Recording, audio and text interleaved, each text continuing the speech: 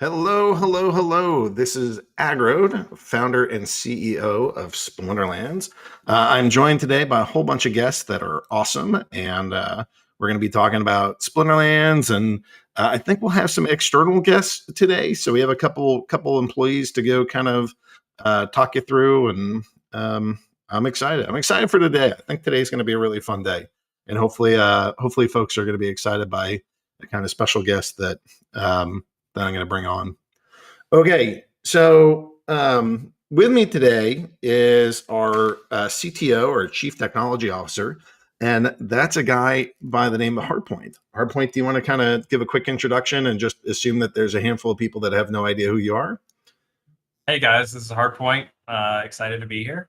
It's been a couple weeks actually. I've been hiding. Not hiding for bad reasons, hiding because there's a lot to get done on the backside. So I've been doing a lot there. I have been working very closely with Aggie and Matt, and I'm helping run the technical organization. So I'm involved in trying to get hiring going, trying to keep everybody organized, keep everybody aligned, and keep our products moving forward, which is super exciting.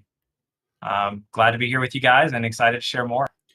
Awesome. Let's get into this just a little bit. So let's actually talk through some of the changes. I mean, one of the a while back, we all went down to Orlando and we all tried to figure out how is this company actually going to run. We went from 15 employees to somewhere around like 100 employees, and we're trying to go figure out how do we work together, how do we make products, how do we go faster.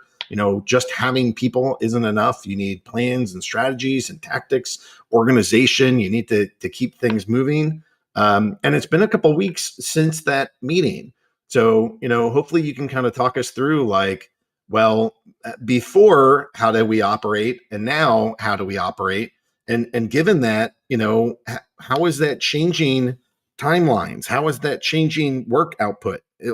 Are things working? Or have we started firing on more cylinders? Do we still have more work to do? Kind of give us a broad overview. And I kind of want like the diet commercials have the before and after. Like, let's go kind of talk a little bit before and after and see how we're doing. Thanks, Aggie. Okay, so let's see. Before and after, we went into the end of the year last year with a huge spike of growth. We had a lot of people joining and a lot of things going on. I joined in September, so this is almost 6 months. Actually, pretty excited about that. The 15th will be 6 months here, so I can't believe how fast it's gone. We started having, I think we had 4 to 6 developers, depending on how you count part-time contractors helping us out. And we've grown. We right now, like just from a development standpoint, we have total members. We have 12 devs on. We have one new one, and we have 7 that are going through our collaborative evaluation. So we're net total, like right now, sitting around just shy of 20 that are here and participating in one form or fashion. Hopefully we'll get some of those guys converted over. We'll have even more capacity. But what do you do when you start getting that many people on board? And that's just the dev side. Here's some interesting stats for you. We have a total on the creative side, 31 team members, and we've had 9 new team members just this year. That's like saying 50% more creative in the last 3 months than we did last year. When you talk about our support team, we're running right now around 26 team members, and we've been holding that steady. The support team has come in and done an amazing job helping us through some hard things and getting through some of those technical challenges that we did. We had no joke, 1 month last year we had 10,000 tickets that were open due to all the server issues. And this year it has gone down, way down, since we've been working hard at stabilizing the platform, adding in lots of great fixes and stuff. So it's been amazing. And we've had that support staff has ground through a lot of that. They've been building processes. They've been rolling out Zendesk across the board, which is really exciting. So it's made a huge movement there. So the team is really moving and flying there.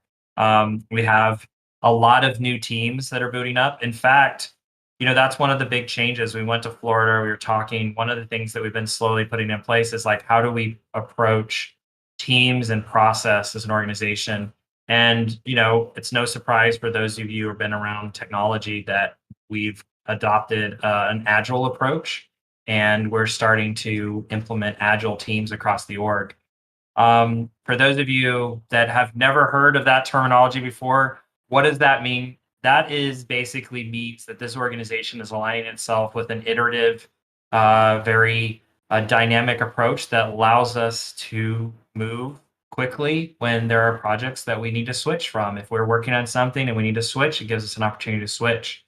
Um, and so what that means, and this is probably more what you guys are interested about, is that we right now have set up 4 separate product teams, and we have outside of that 12 different specialty teams.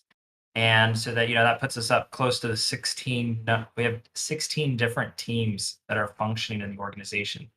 I don't know about you, but that kind of blows my mind. That's a huge amount of teams that have been formed. Part of the reason we're starting to go that direction is to allow us to manage this many people that are in the organization effectively and allow everybody to have a home, everybody to feel productive, to feel like they know what their targets are. They feel like they've got their tasks and their product that we're delivering, since we're starting to gear up that.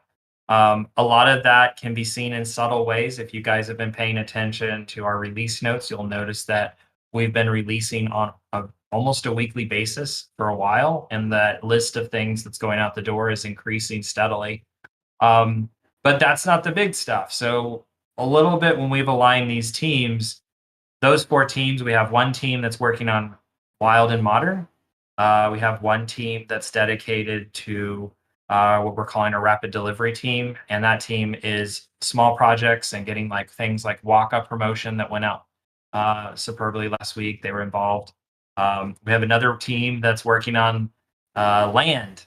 Maybe you've heard of a little large expansion to the product that we're working on right now, and so we have a team dedicated to that. They're also in concert working on essentially what we're calling Splinterlands 2.0, which is basically starting to dive into mobile friendly development, making a lot of our pages more responsive. We're working with creative to build best in class kind of UX for that. So that's really exciting. But in concert to that, they're working on land. So you're going to see some really cool things from that. And we have another team that's working with Matt specifically on validators. If you guys heard about the validator project and governance, we have a team that we've aligned resources with to kind of move that forward. So what's really exciting is those 4 teams represent the spearhead of a lot they're doing, but to have those 4 teams and to say that they can do things by themselves is completely not correct. There's 12 other teams that range from just going to kind of rattle off some names here just because I think it's interesting so you can get an idea.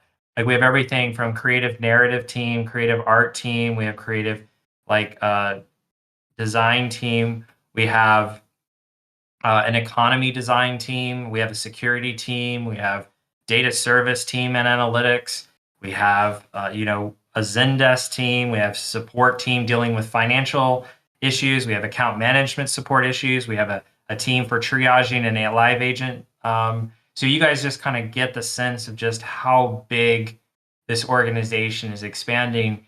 And then we go and we say, hey, Warner, we're doing Warner, right? So you're probably wondering where all these teams fit. We're actually building out entirely new teams just for Warner. So all of these teams are going to continue to function and continue to drive forward the Splinterlands roadmap.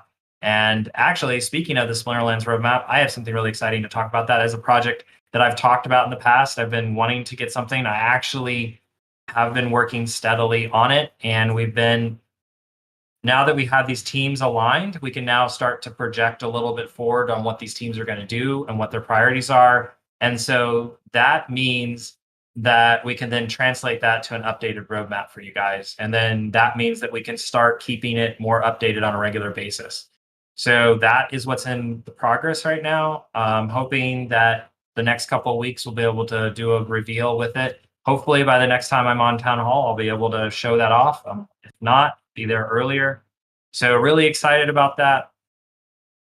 So anyway, it's a lot to get going. We have a lot of people that are working really hard on your behalf in the community and to make this stuff happen. And I I can't tell you how excited I am to work alongside everybody here and to see it all coming together. But it is no joke, a lot of work to get that much done. So yeah, that's where I'm busy. One of the things that's fun that's coming up, and I'll just kind of tagline this before I go let you pick back up, but is GDC is coming up and NFTLA is coming up, which I'm excited to go with my friend Chatter here.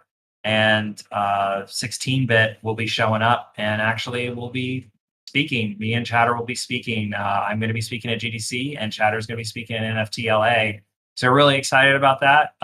Sharing some of the Splinterlands love and our approach to crypto and talking a lot about frictionless crypto to a bunch of gamers and people that are in the NFT space. So really excited about that. It'll be really fun. That'll be last half of March for me, but got a lot of things going here. Very excited. A lot of new people. One of the things that I'd love to share with the community soon is some of the new faces that have come onto the team in the last couple of weeks. We'll be getting that in line and sharing that with you. That'll be super exciting. But it's been really fun and excited to be here and excited to talk about these things with you guys.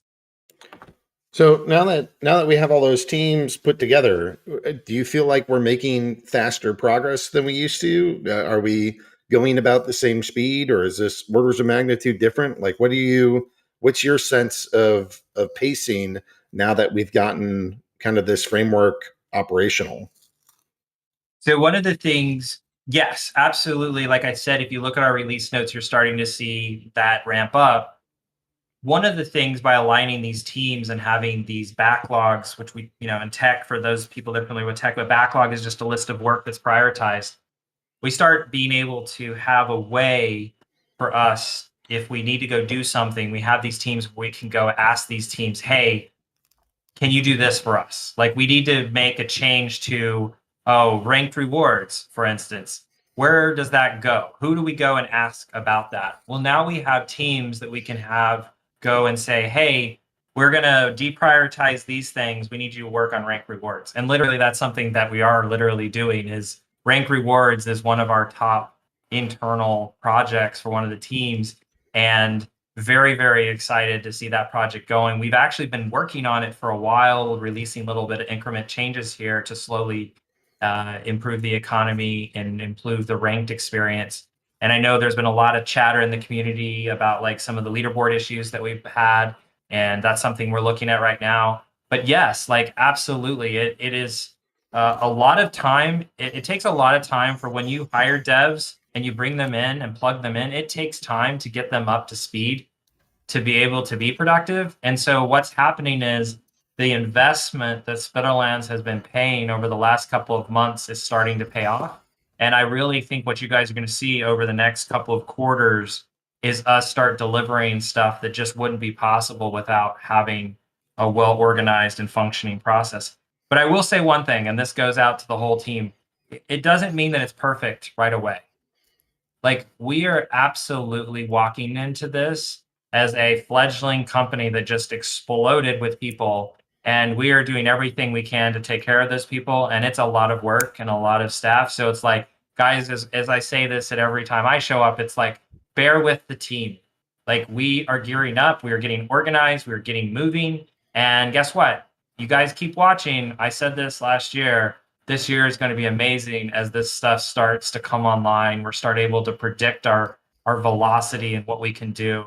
And like I said, with that roadmap, when we were able to share that roadmap out with you guys, I think it's going to be exciting to say, yeah, this is what we think we can get done this year. And it's going to be fun to show off just how much we think we can get done, which frankly wouldn't have been possible last year. So how when do you think we'll start seeing like an updated roadmap that players can view and we can adjust? I don't know if it's daily, weekly, monthly, quarterly, or something, but when do you think that kind of thing will be live and we'll have an open discussion around timelines and plans for all these different teams and groups? So I actually just met with Matt.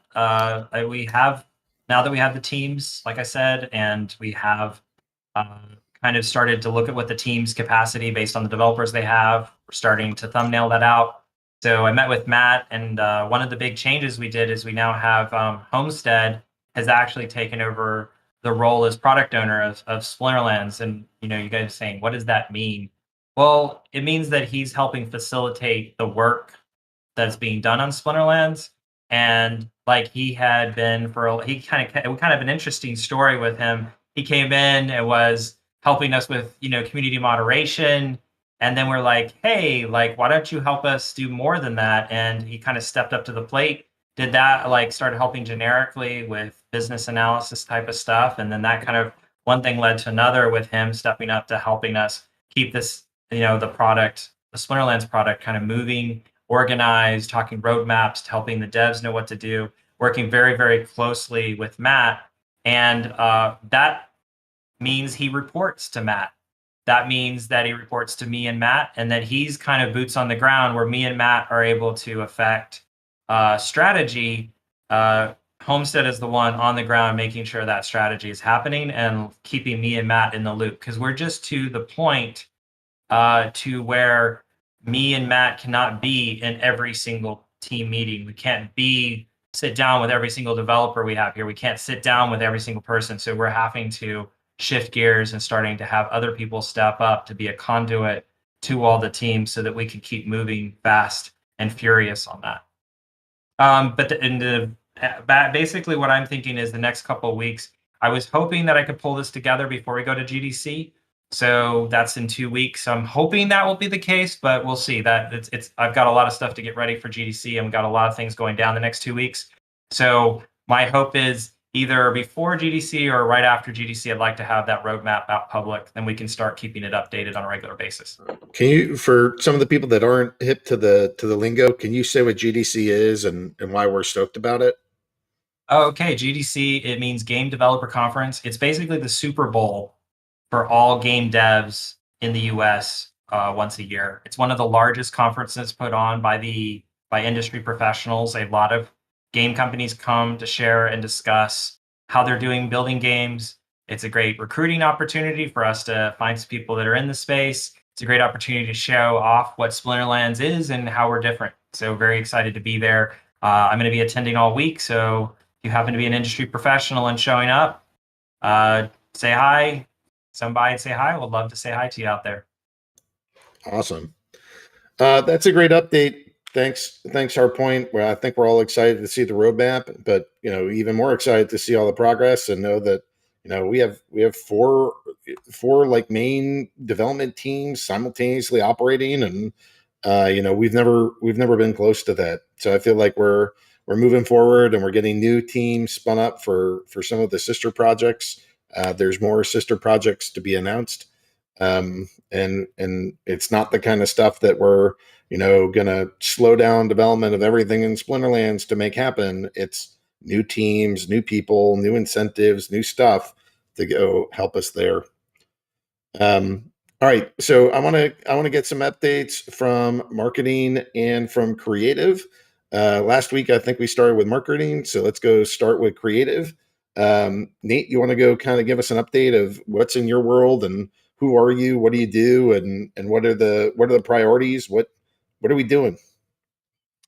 Yeah, my name's Nate. I am creative director. And as Hardpoint pointed out, more and more of our day is spent just, hiring, growing, onboarding, training, getting creative. Just like the dev side, creative is ramping up to try to not only support and accommodate all these product teams that we're putting together, but also to elevate the production quality of the game, improve just everything across the board. And boy, the talent that's coming on board is just amazing, and we're really excited to see not just what they crank out and what they're able to do in upcoming updates to the game, but also the people currently being interviewed and people that we're considering as candidates. So there's a lot going on there. In terms of what we've been up to, I know that the walk-up page on the shop page will be updated pretty soon, and that'll allow people who aren't familiar with the blog post to see from in game what's the phase 2 about, what's going on with wax and all that good stuff. we're working on. I want to make sure that every town hall we bring up that the narrative team is a talented narrative team. They're just hitting it out of the park every week with these stories. I know that last week was let's see, the Waka's Army. Let me see. Control C. Paste that in here. Okay, so if you haven't read Waka's Army, I encourage you to do so. It gives you in fact, what you might do first is go over to the lore page for the Waka card, read his background, read the story snippet there, and then move over to the blog post, and it just kind of continues who this character is within the Splinterlands. And I think they did a great job. Daniel gave a very good brave heart feel to the whole story. It's a little inspiring there. And then I believe tomorrow we're going to be releasing a new story. And I want to kind of take a step back. Our narrative lead is the guy who is making tomorrow's story. And I mean, all the stories are great. I mean, there's lots of drama, there's excitement, there's joy and depression, and there's all these different emotions for those of you who are enjoying the stories up until now. But I will say that keep an eye on tomorrow. And if you typically skip the stories because that's just lore, I don't need it to earn more dark energy crystals when I play the game. I don't need this. I don't need. Tomorrow's story by Joey, the narrative lead, takes a slightly different direction than all the other stories, because what it does is our first step towards taking you, the players, and sucking you into the game world, which we're hoping to do more and more the closer we get to land and creating new gameplay within the Splinterlands ecosystem, and make it, like I said, almost every town hall, make it so that you feel less detached, like you're just playing a card game, and more like you're in the world. And tomorrow's story will go a long way in doing that. It's told from the perspective of you, which is interesting. It's not from a character in the Splinterlands. It's you, the player. You are the star of tomorrow's story. And so it'll kind of give you a glimpse into what it's like to be a battle mage. You, the player, because that's what you are. You're a battle mage. And secondly, it's going to kind of touch upon a lot of things that have been glossed over in the past. And that has to do with, how does battle mage magic work? What does that mean for a player who is about, as land gets introduced, and as we introduce all this stuff, and we increase the immersion level, what does that mean for you, the player? Like, what is your role in this world? And tomorrow's story will touch on that. But since a lot of people like eye candy, here is a little tiny peek at one of the illustrations for tomorrow. And Matt, our art lead, is just, again, he's just amazing, and so he did that. So let's see what else we got going on. So I think that's a pretty decent update up till now. What are your priorities? Like what? So that's a good general overview of where we're at and what we're doing. Like specifically, what do you think of as your priorities, and what the most immediate needs are that you're asked to get cranked out and get ready for the various teams? Gotcha. I would say for hiring, it's definitely UX and UI. We are definitely trying to look only at the top AAA game studio candidates that are out there. And we're coming across one here, one there, and we're making some headway there. And as they're brought on board, it only increased the depth and the scope of just all the things we could kind of sprint at as fast as possible across the Splinterlands ecosystem.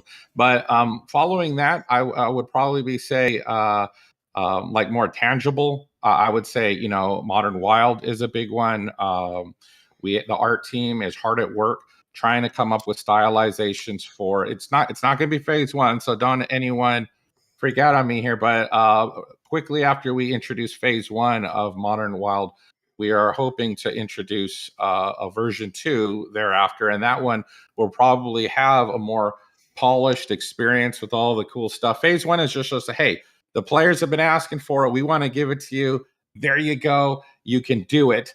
As far as the more embellished, beautiful, immersive, animated experience, then It may take a little longer for the creative side to kind of come up with all these assets, but like here, I'll give you an example. I could show one. Yeah. So just keep in mind, this is just concept art. Concept art. This is not the final art. This is us kind of like throwing ideas at the wall. But just to give an idea, here are some ideas for the modern bronze league shields.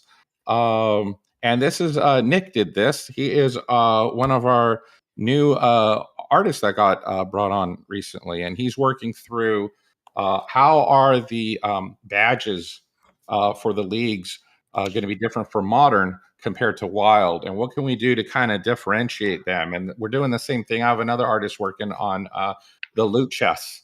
How will the loot chests look differently as you progress through modern and wild and all these different things? So there's a lot of exciting, cool things being worked on conceptually to make sure that the game feels, again, more like a game, and not just a game, but something that can compete at a much higher AAA game studio level. That's where we want the production value to be. So, and that's what we're working towards. Sweet.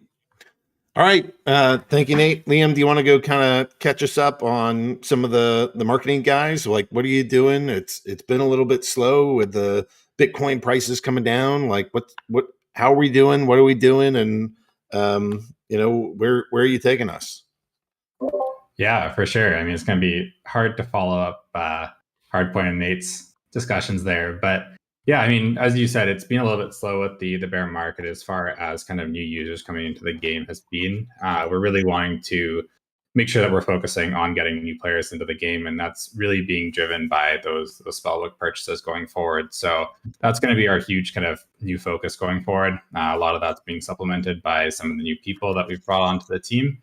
So as of this week, Robbie, or your name's Robbie in Discord as well there. Robbie, I'll let you introduce yourself quickly in Discord, but he's stepped up as a partnerships and events manager for us. So he's really going to be looking to bring in a lot more traction for Splinterlands, whether that's kind of looking at like physical figurines, how we can potentially spin like D&D games off of that, tabletop games, looking at merch and comic books and podcasts, and really how do we get like the G Fuels or the Logitechs to create like a headset for us and do all these events with us to help get new eyes on the game and to really bring more people back to the game itself.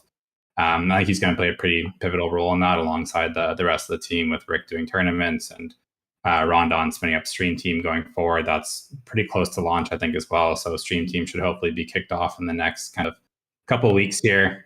Biz, I see your question in the chat there. Yes, plushies are being made right now. The prototypes are being made. So those are probably about a month or two away, but those plushies will be going on sale shortly. Everything else, again, it's really just trying to push people towards getting those new spellbooks in. So some of the initiatives too, we've noticed that there's a little bit of drop off or a little bit of struggle for new players trying to understand the game, whether that's kind of creating their accounts, claiming their keys, getting the kind of Hive keychain set up, or whether that's even going to like buying SPS and getting that into the game. So Bulldog and the rest of the team there are working to create a whole video series, which is going to be great for our kind of new users coming into the game, really doing a full-on explanation of how to get fully set up from square one all the way to being a champion player in the game there, which is going to be great. And then otherwise, really just the usual suspects. We're getting ads going. We're still going with affiliates and PR and everything else. But as Richard said, conferences coming up, GDC and NFTLA, we'll both be speaking there. Some exciting news. We're going to have ZipMex hopefully launching March 4th with our listing there. I know we've announced the partnership previously, but hopefully should be going live end of this week. And then otherwise, just really continuing to work through a whole bunch of partnerships on our side to continue on the hype behind Waka and new things to come in the future. Yeah. So how did Waka go? I don't think did we talk about this yet on air? Like this is our first time like talking Waka. What happened? Yeah. How did it go? Blew our expectations out of the water. I think the entire team was thinking that it was going to be a pretty fast sellout, but I don't think we were thinking 30 seconds to fully sell out there. So you guys, this community, are awesome. You blew our socks off. That was pretty wild. We have phase 2 going on sale next Thursday, March 10th. That's going to be 12 p.m. EST, 5 p.m. UTC. but it was crazy seeing how fast that sold out. And then what we got some nice press on that, and then we also got some nice press for the Warner announcement. And we might need to do another everyone command here pretty soon, because I think that one of the folks from Warner is going to be on with us in a little bit. We'll see. But how did that go? I mean, I saw some stuff. Why don't you give us the kind of marketing point of view? Yeah, so those press releases brought in like 5 figures worth of traffic from external sites coming in, and that was like mid 5 figures of traffic, which was super cool to see. Otherwise, like we rounded out the Yahoo Finance crypto column for the day there. We were getting some pretty big press and some pretty big placements on publications too, which was great to see. And what do you think drove that? Like, why not everything we do gets that level? What helped us there? Why did this one get that when the other ones didn't? Yeah, I mean, as far as Warner goes, it's such a huge name. One, it's a new game that's coming up, so people are going to get super hyped and super stoked on just seeing that new kind of IP come into the space. But there's a lot of weight in the names too, and I think that's being the dead horse of kind of saying we're trying to bridge the mainstream to blockchain here, but that's really what it is. If we're able to start partnering with those huge names, there's going to be a ton of press that comes through with it. And even going back to Waka as well, like, yes, not everyone's going to be able to afford a card or be able to get a card, unfortunately, just due to limited mints there. But the amount of tertiary traffic that gets brought in, the amount of exposure we get from those partnerships, it's super, super, super influential and super helpful for our brand here. So as Robbie gets started, the partnerships and event stuff, he's going to be taking on a lot of that going forward in the future and trying to get us partnered with the big names going forward.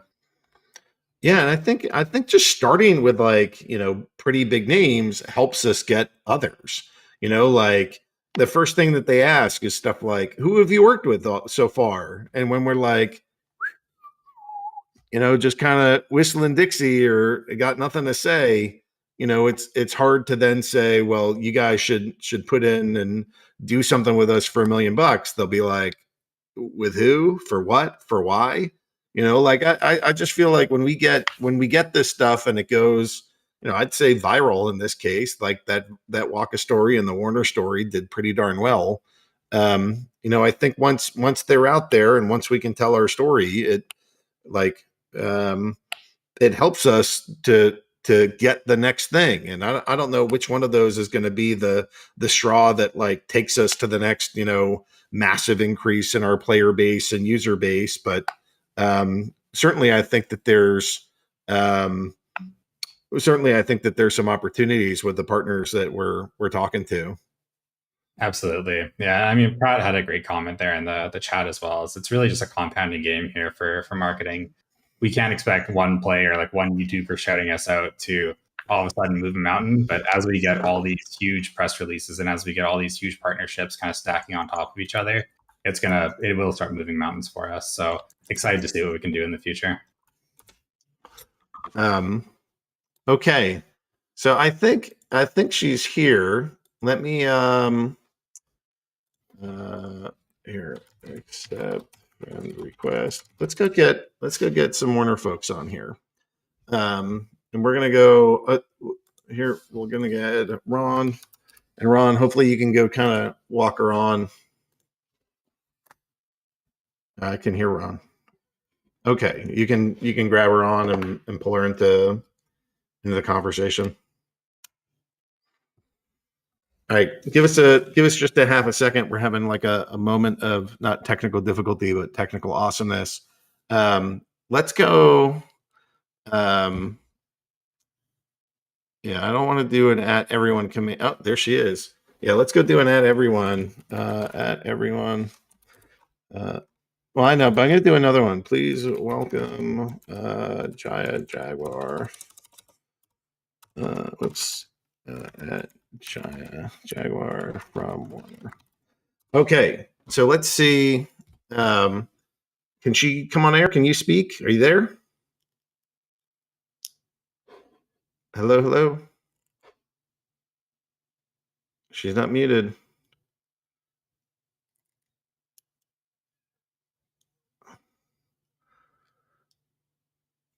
All right, maybe you guys can hop on for just a second here. Hang on with us, guys. We weren't able to go do like weren't able to go do a whole thing up front, but I think you guys are going to be excited. Here's somebody from Warner, and hopefully that'll get going. I guess, Liam, is there something that you're especially excited about for the sort of like Warner partnership? What do you think is going to be? What do you think makes this a game changer? Yeah, I think it's really just, hey, look, like Splinterlands, we're expanding as an entire organization. I mean, I know we've talked about the arcade stuff before. We have the Warner stuff going now. Like, this is really the next steps of how do we start being the industry standard and setting the industry standard for all these blockchain games. I mean, Warner itself has been so amazing to work with. The entire team there is super talented. They've been absolutely gracious bringing us onto the team too, and really kind of helping push this partnership along. But I mean, hey, I'm a huge music fan, so actually being able to get like working with the artist itself is going to be pretty cool and pretty special. Yeah, I mean, I think last time I checked, they had something like 35% market share of like the top artists. Like, this isn't just like, oh, high five, glad to have somebody here. This is like one of the, what I look for are groups that have already aggregated large audiences. And like having 35% of like the biggest musicians around, like that's a pretty sweet audience. I believe that they can help us. I believe that they can help us grow. And I think we can help them figure out ways, when you get those audiences, there's not always a way to like earn from that or grow from that, or like, have products that you can sell, so combining the ways that we can like digitize, tokenize, and monetize, and their ability to go bring in people, I think those two things together are an absolutely like slam dunk awesome combination. Yeah, couldn't agree more. So they're still doing. Oh, there she is. Maybe you there? Hello? Hey, there we go. I can hear you. Do you want to introduce yourself? Amazing. Hi. I'm so sorry. I was trying to connect on my computer, which is connected to some external speakers and mics, and so who knows? But I moved over to my phone, and if Aggie can hear me, I assume everyone else can. So hello. Oh yeah, we can hear you great. Do you want to give a quick introduction as to who you are and what you do? Yeah, sure. So my name is Jillian, though it's my gamer tag is JaiaJaguar. I work at Warner Music Group on a team called the New Business and Ventures team, and our job is to find new ways to integrate our music and our artists into all sorts of new media. So we handle everything that's not kind of the lean back consumptive music listening experience. So we don't do the Spotify deal or the Apple deal or anything like that, but we do all of the social deals and gaming partnerships and anything interactive, and now anything kind of in Web3 and using token technologies. So Splinterlands was a perfect partner because it's both the gaming and community building, but also introducing our artists to Web3 and token and that kind of technology and tools. Awesome. We got a lot of gamers and gamer handles as part of our culture. Can you share some where that handle came from? I wish it was a better story. It was, I think, so my first name is Jillian and my middle name is Joan. And it was some combination of those two that I put into the Wu-Tang name simulator. And this is what came out. Obviously, that was my first guess. So, but I like it. It's my initials. It's a little ethnically ambiguous. I feel like it's got some sort of feminine energy. So I still like it a lot. Oh, it's awesome. So can you give a sense of some of let's start with just some of the other like projects that you've done, or I don't know what else you guys have announced with some of the other projects out there. Do you want to give kind of some sense of what you've typically done previously? And then maybe we can talk about what we're doing to a little bit more specificity than just, hey, we're going to work together. Yeah, so our team has historically focused on social. So we did the first ever deal with Snap and with Musically, when as it was known then, which is now TikTok. Facebook, Instagram, or Meta, whatever they're calling themselves today. Triller, a lot of those partnerships came out of my team, and then we've slowly moved into trying to do more interactive things. So we recently did a music experience on Roblox with David Guetta. We did a concert there with 21 Pilots. We did the Silk Sonic emotes on that came out from another team at Warner, but the Silk Sonic emotes in Fortnite, um, licensing virtual goods and wearables. And then, we've also on the other side been doing a lot of investing. So we invested in Dapper Labs back in 2019 before, anyone had ever heard of NBA Top Shop, and did some really cool integrations in CryptoKitties. I think the most successful one was a CryptoKitty Muse collaboration, where there were a few different kitties that could be purchased. And that went along with a new music release by Muse. So it's really exciting to be able to kind of connect music discovery and promotion and artist fans and audiences with these new um, kind of mechanisms to share that, and also to engage their fans around it. So when you're kind of looking down the road with the Splinterlands, and when you're thinking about integration with like a Web 3.0 or play to earn gaming platform, like what do you hope that your artists get to do or the fans get to do? Like what's the benefit to the stepping away from like the business interest? Like, why should the fans of music care? Why should the artists themselves care? Like what can we do here that you feel like you can't do, or that we ought to be doing here that you can't do in kind of other areas or spaces? Yeah, I think a lot of it has to do with the ability to actually connect more directly with audiences and fans. So right now, um, it's really hard, unless you have everyone's email addresses, and even that, that's not really connecting. That's like sending out blast emails. Um, you're stuck between different platforms or engines or networks. Like, you never really own your own relationship. And sometimes even to advertise and to promote to your own audiences, these platforms charge you. So it's for me, the biggest thing that these kinds of new, and I know Splinterlands, like we want to make whatever we create with you guys really fun. We want it to be a game. We want it to be fun, but more than that, we want it to be its own community and ecosystem and environment. So to be able to build that with your fans, with no one in between you and them, except like us and Splinterlands helping, handhold you to get there. But at the end of the day, it's them and their fans.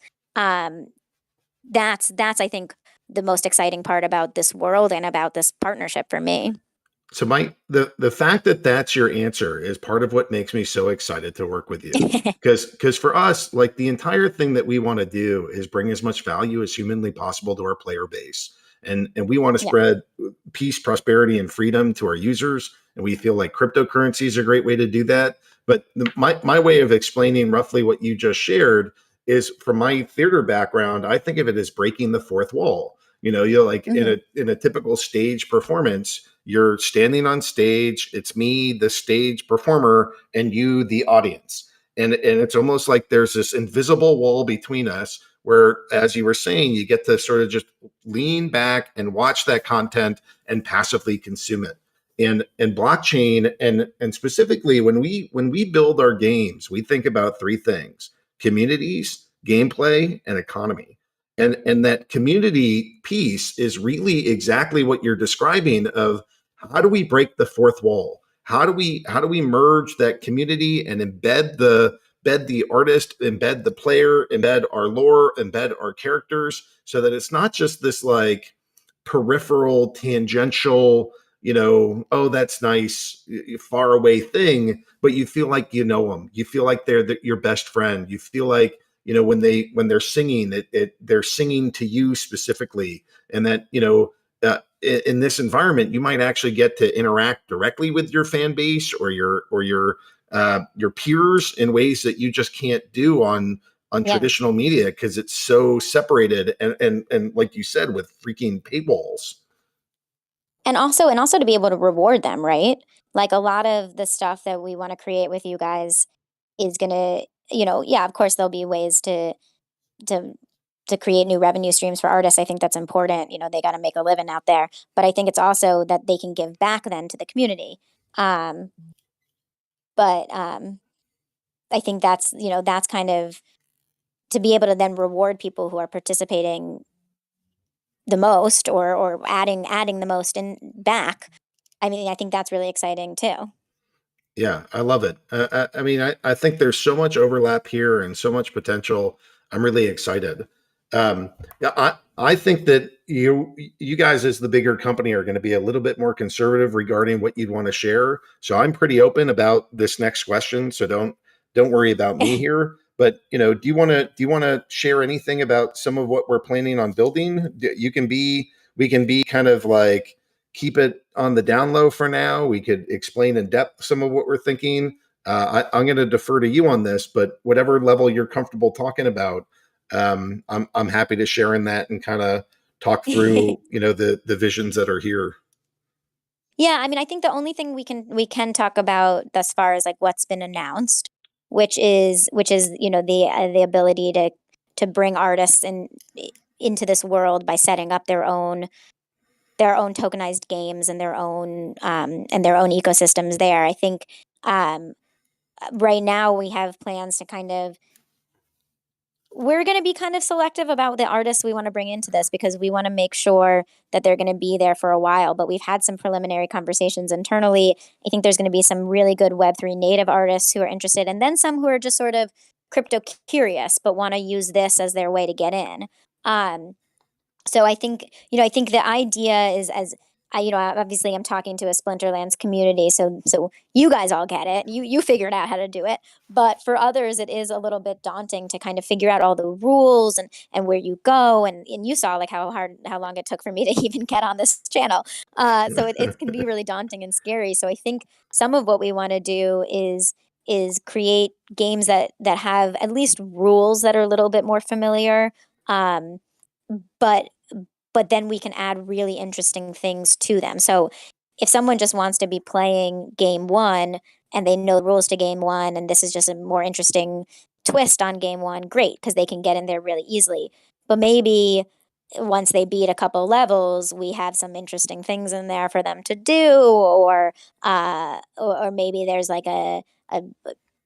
we add things down the road as the player base builds. But I think the idea is this is sort of, play and earn junior for a lot of people to start to get them in, and then we can, once they've drinking the Kool-Aid, we'll bring them along for much more. Yeah, I think that's good. Just starting with the perspective of blockchain is hard. Let's make it as easy as possible for people to get here, and then let's incentivize it with your favorite bands, your favorite music, some of the most talented people on the planet to go drive their audiences to this.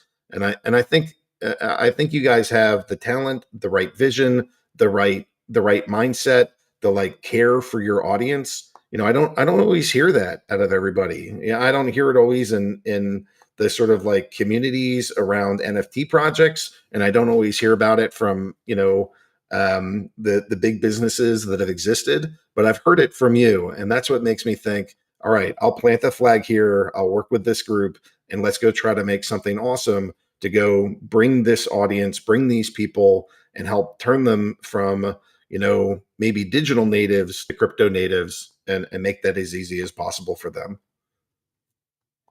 Yeah, I think I think we're aligned in that goal, and hopefully the community that's listening will be nice and will support whatever artist is, because listen, any artist that comes on to be interested in this, it means they're investing, they're really going to try and build this, so I hope you guys will be nice to them and help and join whatever games they create, and hopefully play them too. Yeah, I imagine that a lot of these folks will recognize that, having some world-class celebrities building here is going to benefit each and every single one of us.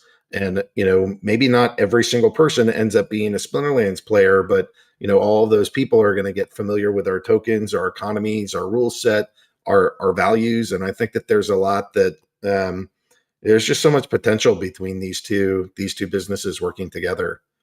So I know you're a busy lady, and I don't mean to monopolize your time. Are there other No, kind of no, of like course. big high level things that you want to bring up, and or are there I want to give you sort of like a chance for final thoughts, or just what do you want our audience to leave thinking about this partnership?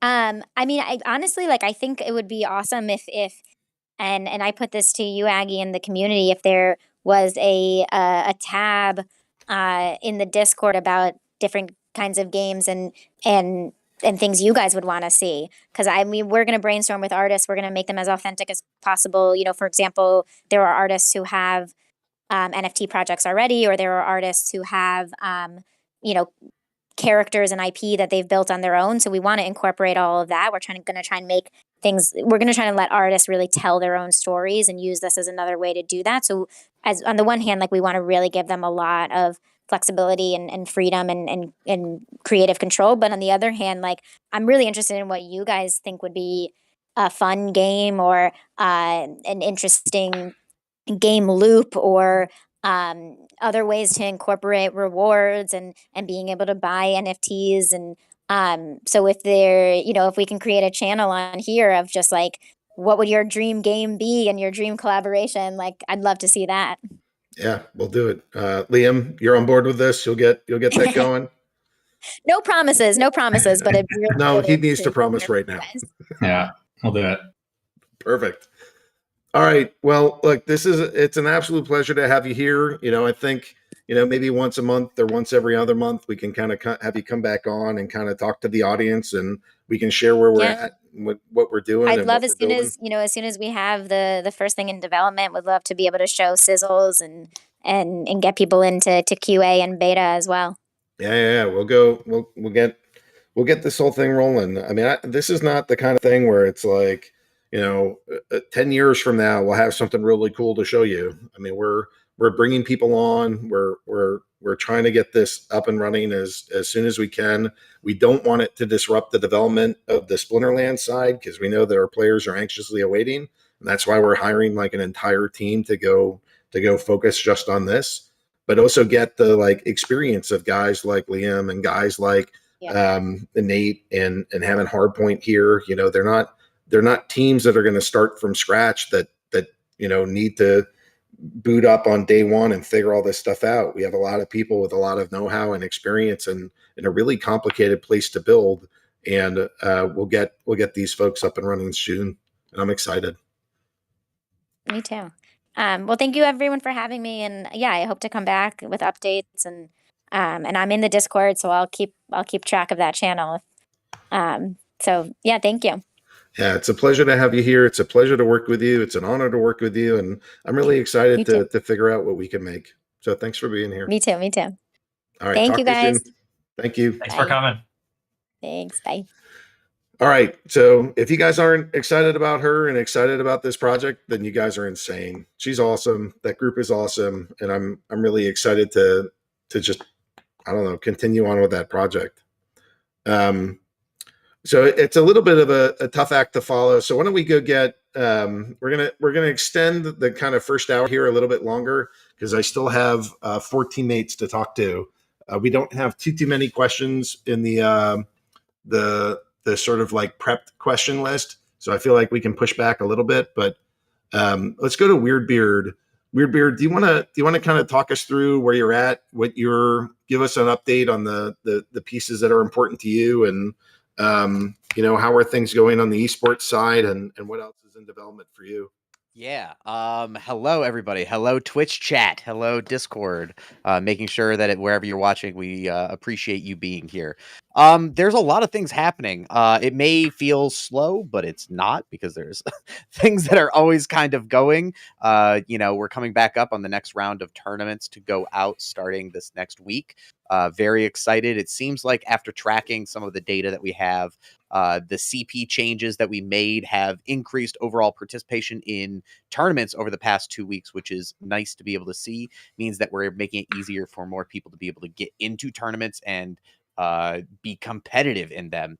Next up, things that we're really going to be keeping an eye on are our prize distributions and how we are seeing what prizing is putting to what essentially brackets, I would say. And not only just making sure that there's money in that prizing, but also our deck's competitive. One of the things that we're really making sure is that people that are entering into tournaments should be there. One of the biggest kind of things that we've seen happening just from data is that you have this rank inflation that people are starting to have to contend with, where people will be like, oh, well, if you change silver, it's not actually silver tournaments. It's people that aren't totally competitive in gold that are coming down to silver. And then people in diamond are really in gold. And so it's like making sure that we get a handle on where players should be, where are they competitive at, and what do they need to be able to enter into those tournaments. It was spoken to earlier in this town hall about the flexible rapid response teams that we now have going on behind scenes. We are getting spun up to get these new tournament modes that we've been discussing behind closed doors.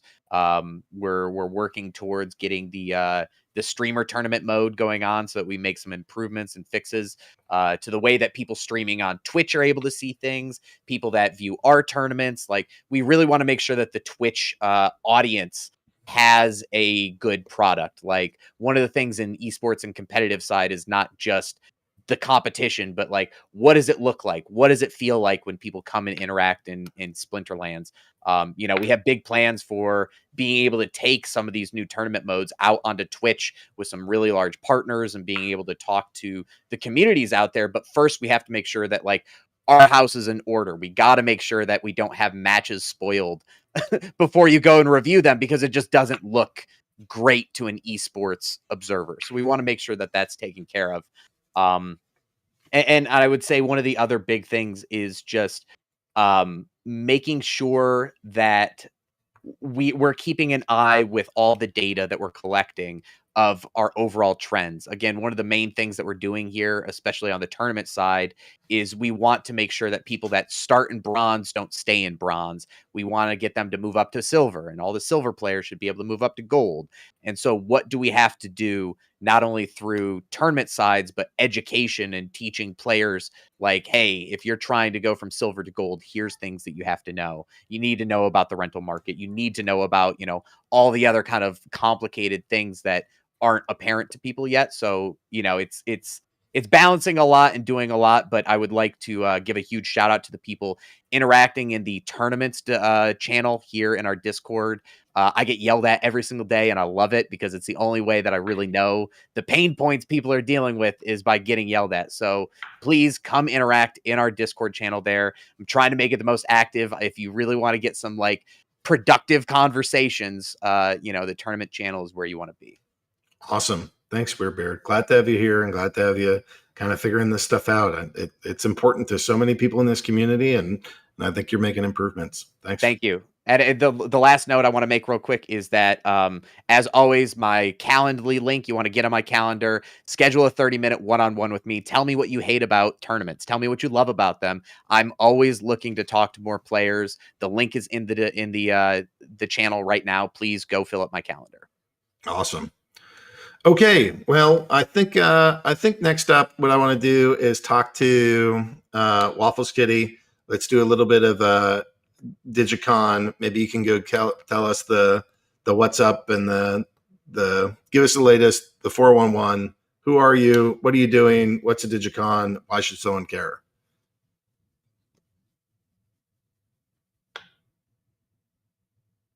Oh, I can't hear her. Oh, sorry. Oh, there we go. Can you guys hear Yes, we can hear you now. My me? gosh, My voice Waffles. is getting way better. Don't worry. No whispering ASMR this time. So, hi guys. I'm Sarah. I'm the I'm the DYGYCON coordinator. Sorry, I'm still getting used to my voice being used. So I organize a bi-monthly online event. It's free. Anybody can enter. A bunch of crypto projects and influencers and all of the people hang out over here and earn swag, attend awesome talks, hang out in the DJ room. It's awesome. I do want to give you a sneak peek. I'll keep it short because we got a lot of stuff and we'll keep this moving along. But I did get approved for Splinterlands swag. We're going to give out 25 Splinterlands Chaos Legion packs and 25 Splinterlands vouchers. So look forward to that, the next DYGYCON in 16 days. So make sure you guys RSVP. You can go to DYGYCON.com. We're most active on the DYGYCON channel here, or you can contact us on Twitter. Share all the memes and look forward to seeing you guys there. Ask me any questions, DM me, I'm around. Awesome. Thanks, Thank Waffles. you guys. Yeah, I'm thank glad- you, glad Jay, you're and thank feeling you for better. everybody caring about me, though. Yeah, we all want you. Thank you. It's still one of the funniest moments I think we've had doing this. Okay, next up, so maybe we'll go to InvestYGator.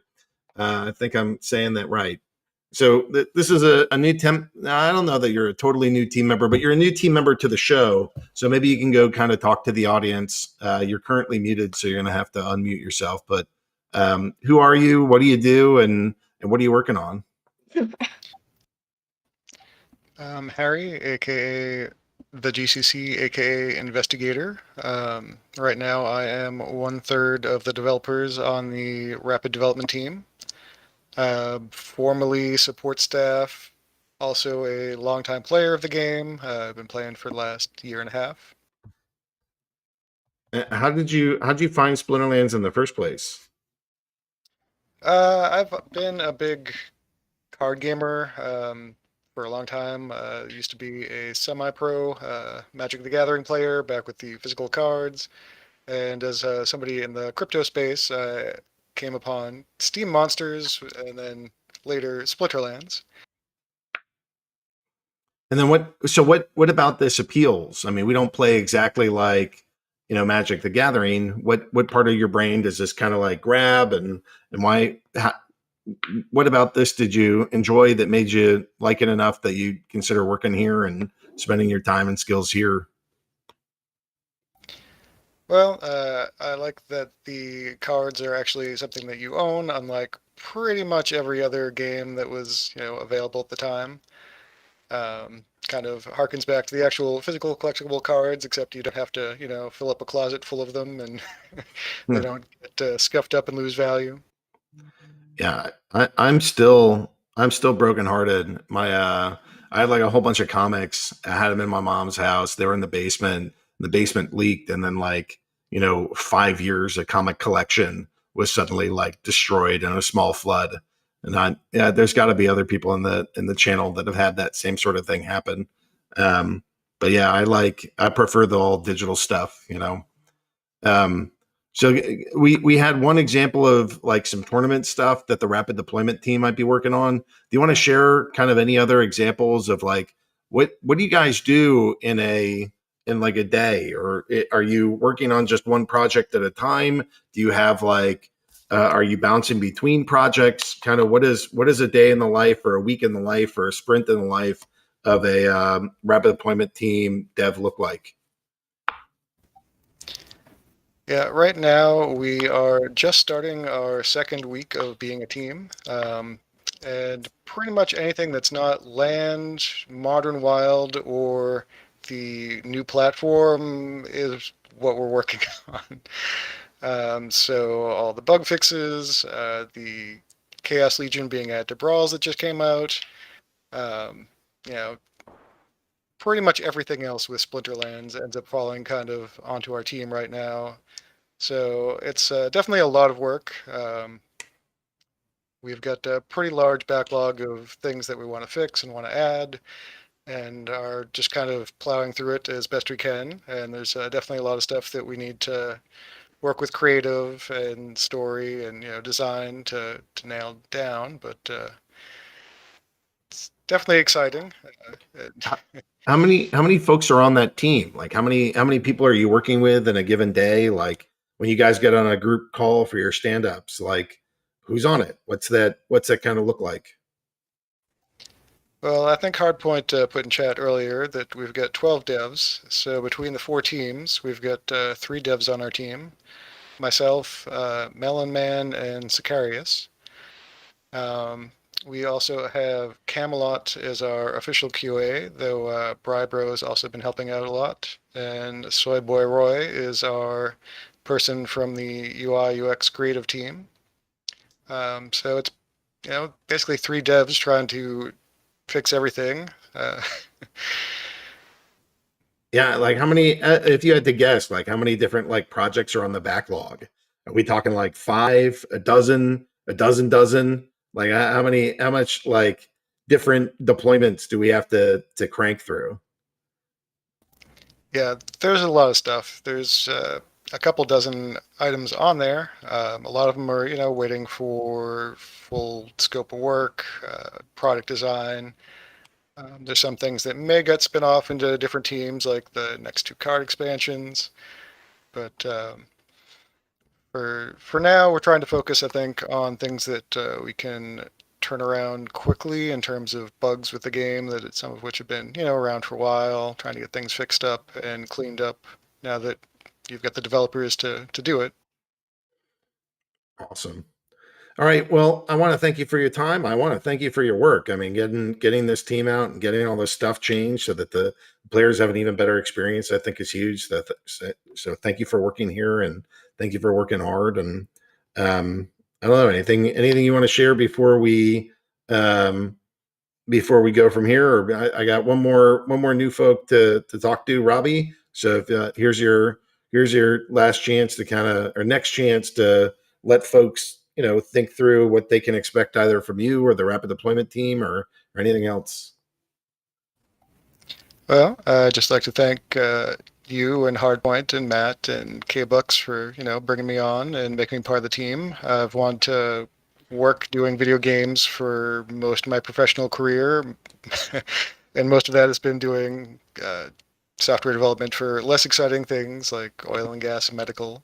So this is definitely kind of a dream job, and hope that I can help make Splinterlands the best game it can be. That's awesome. Thanks for being here. Okay, so Robbie, you get to round us out. Hopefully another 5 or 7 minutes or something, and then we can dive into questions. So Robbie, who are you? What do you do? Welcome to the team, and maybe just introduce yourself some. Yeah, thanks. Saving the best for last. I appreciate that. I'm Robbie Landis. I'm the new Partnerships and Events Manager, which I did a little bit of at my last job, which is mostly content creation. My background is in gaming journalism, radio, esports. I've hosted podcasts and streamed across various games for close to a decade now. And did the same thing over in radio for 4 years, where I worked with the Houston Outlaws from the Overwatch League. Nice. Chatter talked about a lot of the stuff that I'm already working on, so he spoiled a bit of my fun there. But the way that I kind of see it is, I'm hoping to expand the Splinterlands universe beyond just the cards and our web browsers. So what do you think is going to be like what's your target? Like what if you've killed it over the next 2 years, or even just the next 6 months? Why don't we have you're just getting going. Like if you've killed it, what will the players experience? What will they have? What will be different? Like how has our life changed if you're successful on your mission? If I still have my job in 6 months, I'm hoping for an increased user base. I'm hoping for more of a presence on Twitch and to see Splinterlands outside of its current comfort zone. We have merch that's coming soon. We've been talking about plushies. There are dreams and hopes of a tabletop game. Maybe expanding lore out into a comic format as well. Anything that we can do to help take Splinterlands into, more of a mainstream gaming. I think that to the crypto community and the play to earn community, we've already sold. They're already in on it. Now we need to start getting people, who maybe are a little apprehensive about the idea of crypto and blockchain. We need to get them in and show that the future is here. This is where gaming is going, and that's part of what I hope to do. That's awesome. Are there target companies, or like, I guess, how about this? What do you think your highest priority is? Like, you're not long for the company. You've only been here a little bit. What do you see as like your top objective that you want to, either some low hanging fruit or some big project vision in mind? Like what's your highest priority? I think top of my mind, it's difficult nowadays to do competitive games and not have an esports scene. Rick and I actually worked at the same company prior to this, so I think that part of partnerships and part of this event management is getting big sponsors and getting these well recognized names to buy into it as well, so that when we have these tournaments, you start seeing even more money on the line for the people who are at the top, and even finding a way for people who are new in the space to be able to dip their toes into the competitive space as well, even though they may not have put quite as much money in there as yet. We want to make it so that everyone has a chance to dip their toes and work their way up the ranks. That's awesome. Do you come with like a bevy of connections to the big brands and big businesses or do you think this is a lot of cold calling? Like, what's your, Honestly, how does your, there's going to be a little bit of both of those. With my time at the previous company, we made a lot of connections within the industry, both gaming and esports wise. And going forward, we're going to need more than just that. I think that the industry, the world, both gaming and esports, is ripe for getting in on the blockchain and the play to earn model. And there's not a lot of people who are doing it well, let alone doing it right the way that Splinterlands is. I was actually a little apprehensive, when I first got offered this opportunity, because a lot of what you see, people are doing some shady stuff with crypto and NFTs right now. But the way that I've looked at it, the concept of NFTs has always been inherent for gaming. It's built into the DNA of gaming. And I think there's going to be a lot of companies out there, both endemic and non-endemic, that are going to want to get in on the ground floor here. yeah, I mean, we get contacted pretty frequently about it. We're trying to pick the right partners and not just go wild. I think we did pretty good with picking Warner Music and going in that direction. Fantastic pickup. Yeah, I'm pleased.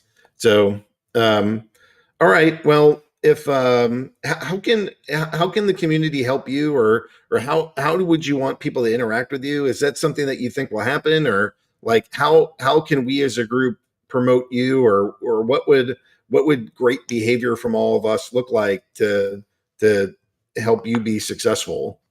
Yeah, let us know what kind of partnerships you'd like to see. Who are some of your favorite brands in the space? Who are some of your favorite streamers, your favorite content creators that you think would make great partnerships? Just as like a little bit of a joke, but if this ends up happening, I think it would work. But I put in the Discord earlier when we had our friend from the Warner Media Group on here. How cool would it be to be able to do like a poll and vote on who the next artist that's featured in a card like Waka was? Yep. Yeah. Yeah, break that fourth wall. We all get to do it. We're all talking directly to the community. Community's chatting right here. Like, if you have ideas, if you guys have plans, go bust Robbie's chops and let's find out what this is going to look like and make it happen. All right. I think that's good for now. To the new folks, thanks for being here. Thanks for working here. I know you're not everybody's new, but and to the sort of department heads that are here and leading this business, I really appreciate your time and your effort and your work. We're trying to change the world. We're working on it every day. We're not just a game. We're here for economies, communities, and sweet games. So hopefully this stuff will all kind of come together. We got some questions. So maybe I think Reality's here. She's amazing. God, she's so fast. I didn't even finish the sentence and she's there. So we're gonna move on to the second part of the town hall. We're gonna go through some questions here, and then the last part of the town hall, we'll just take community questions. Now Matt's not here, and Matt likes to answer some of these things, So I might have to punt because I'd rather go do this with the consent of my partner as opposed to just me shooting from the hip. But we'll see what happens here. And I think Hardpoint's going to be able to answer a bunch of these with us. All right, on the SPS management page, what's the source of the price of SPS? How is it calculated? Sometimes there are differences between the price there and the price on CoinMarketCap.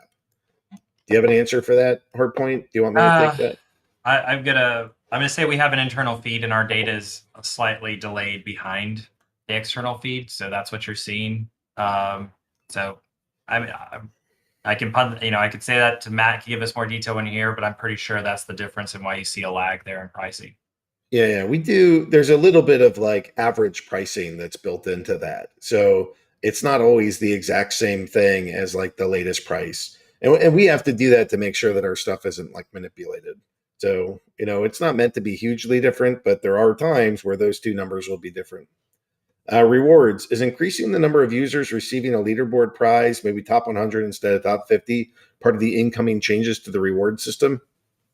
It's definitely being discussed. It's something I would love to do. I would love if the leaderboard had more prizes for more people and ranked was more rewarding. And that's sort of what ranked rewards version 2 is all about, is how do we make sure people are earning more and more consistently instead of waiting 14 days. Why don't you earn more every day? And that's really what we're diving into. Here's a TerraBlock question. Where can we find in detail how the TerraBlock bridge would work? Does their company have to own DEC and SPS on all the chains? Or are you giving them the tokens? Or do they have special power to create those tokens via a contract? We all trusted Splinterlands team previously with these powers of creating tokens on different chains. How do we gain that trust in a new third party? And what are the risks? Is this a question we're punting for Matt? Yeah, I'll let Matt answer that. He's one dive deep in the TerraBlock project. Yeah, he's not here this week. I'm going to punt. Please don't take this as me like completely just ignoring this question. It's just me wanting to make sure that I give you the most accurate answer, and the person that's able to do that is Matt. So we'll hold on to this for now.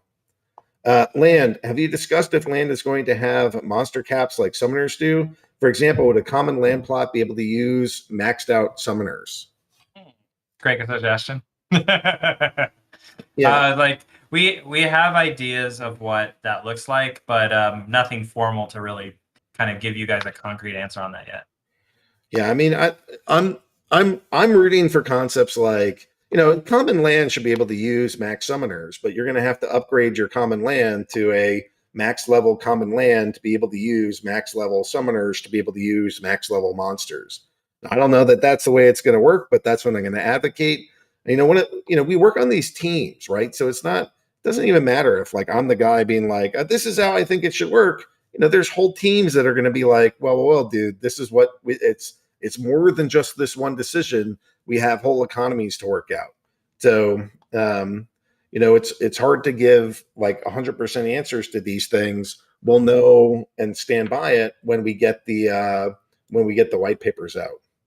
There was one other thing I got to throw out on the rewards question. Since I don't see any other questions about it, I thought people would appreciate this. One of the things we did in the last couple of months is we brought on Pluck, who's someone who's dealt with analysis, and he's been working with ButcherBlock, our data guy, and we've been actually building out models of the reward system into where we can actually see how much is being made at what tier with what CP, by who, with what cards. So we're actually diving very, very deep in the next set of changes for ranked rewards. It's one of the things that's slowing down the change a little bit because we're actually trying to make a more data-driven decision on how we improve the reward earnings for people playing ranked. So I just thought I would mention it since some people probably really appreciate to hear that. Yeah, I think that's something that we should all really consider of like, it's not up to me and my feelings about things. It's not even really up to Matt and his feelings. Like we make data-driven decisions. Like we're not just doing stuff because like this is how we feel or I think this is important. You look at data and you do like A/B testing and you say like, what is this system that we're trying to do? Like, are we just trying to reward whales? Are we just trying to reward minnows? Are we trying to have a fair curve? What are we trying to do here? And then is the data showing us that we're achieving that objective? And so we try to make data-driven decisions, and we try to have consensus-based opinions on, what is going to add the most value to this community. And that's the way that we sort of phrase things and build things here. Warner Music Group, similar questions to last week. Will the Warner Music Group games be related to Splinterlands? Related is not like a specific term. So I feel safe saying yes, but it's related is not well defined. But, all of these things will be associated. There's a lot of commonality to the back ends. It should, I believe, be a single sign-on experience so that all of your keys that you have in one game automatically get you registered and working for the next. We'll see how that all goes, but that is my first pass. Will SBS have a use case in the Warner Music games? So we want to. That's a little bit more specific than I want to answer now. Until we really have all of the terms set, I'm not in a spot to answer that. But I think the big picture here that you should know is that we want to make sure that this community has an incentive to participate not only in this community, but also with the things that we are building with Warner Music Group. And, I can't tell you every single detail of how that will work, but I will tell you that is my intention, is to make sure that you are rewarded for being here and incentivized to be a participant over there. Tournaments. Is there a plan to let people use modern reward cards in modern format tournaments? I believe so, but I'm not part of the modern development team, so I would like to see that all shake out first before I can commit to it. But from like Weirdbeard, yeah, I would like to see that. So it's from my perspective too, just to share with you, what you guys are going to see right now is projected out is that we're going to release Modern and Wild for ranked first before it goes to tournaments. Mm-hmm. So just setting the expectation, guys, part of that being agile and doing smaller chunks of development. One of the first things we're going to try to do is get Modern and Wild out for ranked. And then we'll be diving into how does that integrate into tournaments. But both are on the agenda to get done. We answered this in the first part, but maybe you can answer this again, Hardpoint. How many full-time developers are there at the moment? How many? And I'd give them the answer of how many are there and how many are sort of in process. Yes, we have 12 developers on staff right now, with another 7 kind of in process right now, going through our collaborative evaluation. So we're around 19, but the full-time number is around 12. We're starting, we did have 13, and one of them had personal issues that he had to go address. So we lost one. We were at 13 for a little bit. So we're excited for the new guys that are joining the team, and we're hoping they'll all work out. We'll have more people, but it's very exciting. There will be some new hint, there'll be some new dev roles coming out in the next couple of weeks as they get some things sorted with K-Bucks on. Yeah, if are we still looking for more devs? Do you want to give a pitch of any kind of high level gigs that we're looking for, and just make sure that the community knows these are roles that are important?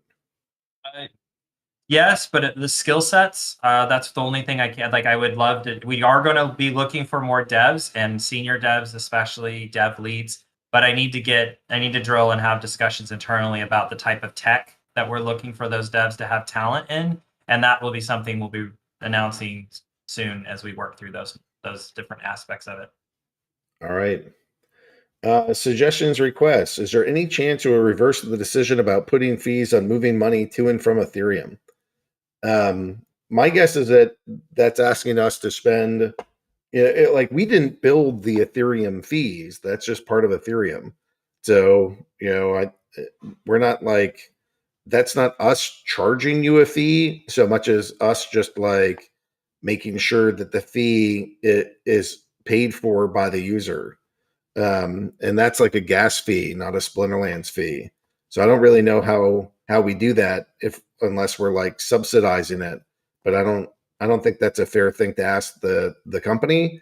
But that is the kind of thing that maybe if it is the kind of thing that maybe if the community thinks that's really important, when the full DAO is up and running, you guys could go put in a proposal and have the DAO fund some of that. And if the community votes for it, then there. All right. What do you think about revamping the quest potion so that if you buy one, it doesn't increase the number of chests, but make the card drop probability higher?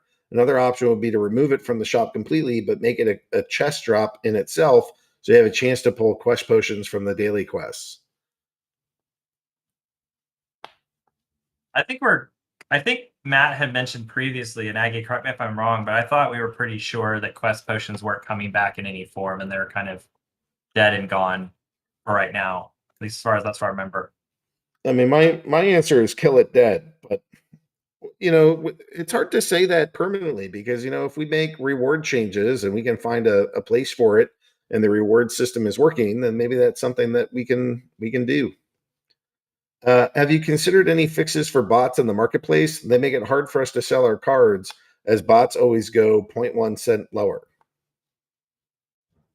Well, how is that any difference from another player underbidding you by 0.1 cent lower? I don't know that we're not going to shut people out from trying to use the market. And as long as bots aren't exploiting things, it's really not, remember what we kind of say, we're really bot neutral, but we're really anti any player, whether bot or human, is doing something that exploits the economy in some ways in a negative way. And it's really, what are they doing? Are players or human, like bot, either automated or not, doing something that's harmful to the economy? And that's the type of thing we're going to address. Are there any fixes planned to address bots dominating the leaderboards? I would speak to that for tournaments, at least, in that, yes, there are developments. I can't totally take them public because we're working with the rapid development team to make sure that we can promise and deliver what we promise. But what I will say is that we are looking at creating specific KY seed tournament play areas, so that if you are looking for a specific like verified account area, there will be tournaments that either require that, or tournament areas that require you to have a verified account. The tournaments as they exist now, the open tournaments, will always exist and will always allow people who are not interested in KYCing. But if you are looking for a specific KYC environment, that is being worked on the back end currently. If you go look at like the battle history and click on the Champion League, I mean that does not look like it is just all bots everywhere. Maybe some of the other guys can sort of like chime in and give me some answers, but this doesn't look like it's pure bots to me. Certainly not a Champion, not at Diamond.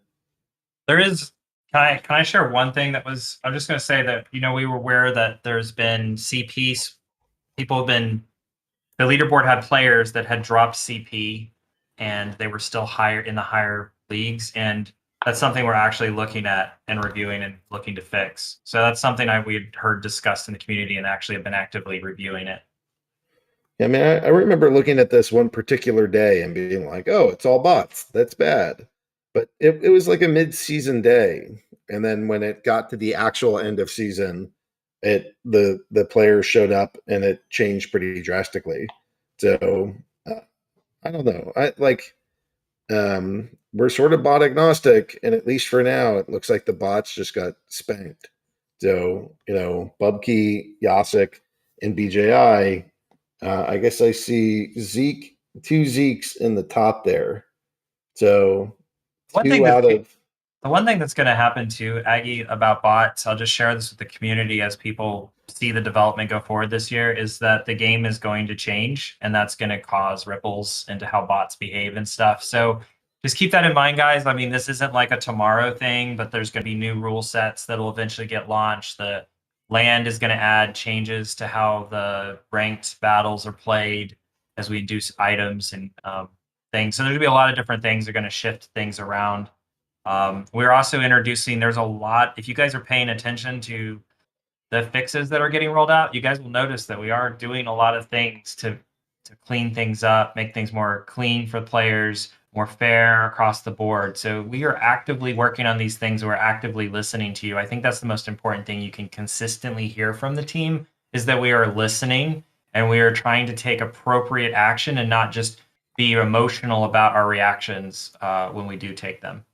And to speak to the esports side, there is no esport on the planet that allows bots to compete at high level tournaments like that. So while the game is bot agnostic from the esports side of it, we will always try to, I think, strive towards having competition between human players.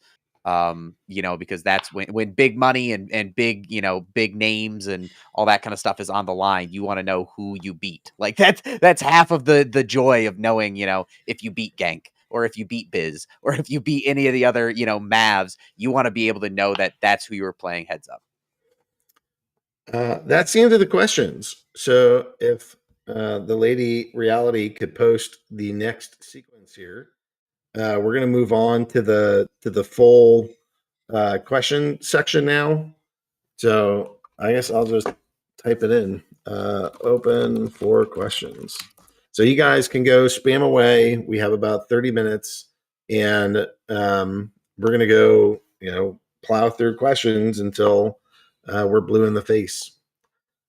Question. Asking this is not to invoke change, but to just hear it out loud. But in the likes of college football, basketball, what if the last day of ranked battle season, the top 20 teams or so go into an anytime ranked tournament for the big prize at the end of the season to battle some of the issues of ranked battles? I know forfeiting would still be an issue, but would this help any? Maybe. I feel like there's a lot of really cool tournaments that we're looking at doing, like a lot of interesting and different ones, and I want to get to that, but I feel like first we have to make sure that our current tournament system and the new tournament system we're also working on are in working order. Like I continue to preach this in the tournaments channel on Discord. If before we take this and blow it up with a million different really cool tournaments, we want to get like our, McDouble correct. Our thing that we're known for has to be in the top working order before trying to do a whole bunch of them. So it's like fix one thing, get it really good, and then we can look at adding dope, cool tournaments that, the community proposes and wants to do. Yeah, I can also speak. I think there's underneath this question. There's also how do we make ranked battles? How does the relationship to prize money into season and ranked battles play out? This is something that we have a design for, and that's something we talk about ranked rewards. One of the things ranked rewards is going to do is it's going to smooth out the rewards over the course of the season. So, imagine, if you will, a world where you wake up tomorrow and instead of you battling up to a certain spot, and this is not totally unhypothetical at what we're doing, is imagine a world where you wake up every day and your goal is to fight and get your battles in at your appropriate league so that you can get appropriately rewarded based on the league that you can actually fight at. And what if every day that was valuable to you, and it wasn't just valuable that one time during the season you got to the highest level and then you sat there and you stopped fighting? What if every day where you felt rewarded for your engagement in the game? And actually, that's a big chunk of one of the things that me and Matt have been working on with this ranked reward thing that's coming, is that it becomes meaningful to every player to participate in the game every day of the season. And it's not just something where you stop playing after you've reached your highest league rank. Yep, I can dig it. All right, next one. Question for Hardpoint or maybe Weirdbeard. Is there any ETA on the hide enemy player's name update from rank play and especially tournaments? We have it actually on the backlog. I actually heard them talking about working on it, and I know Nate was handing assets off to certain people that were pretty cool. I haven't seen them, but I know it's actively being worked on, so very soon, I would imagine. Wouldn't you agree, Nate?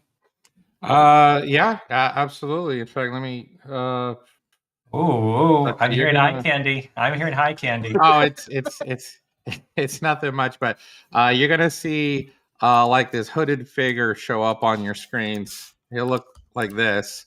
So this hooded figure is going to represent an unknown opponent in the UI, and the UI it'll be done momentarily pretty soon. So you guys will get that feature soon. And the moment that it's available in ranked battle, I hope to be able to pull it into tournaments. So, yeah. Question for Nate. Yeah, I spy a Freak Rising on the far left and Silas in the middle, but who the heck are the rest of these guys? None of the others are cards yet. So will we see any of them with Rift Watchers?